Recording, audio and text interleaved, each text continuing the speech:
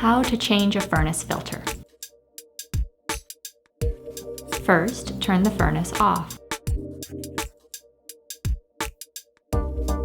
Next, open the filter hatch to expose the filter.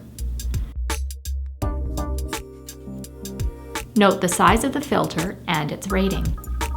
The arrow should be pointing in the direction of airflow.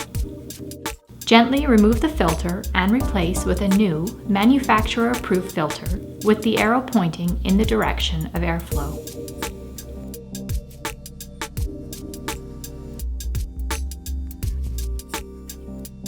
Then close the filter hatch and turn your furnace back on.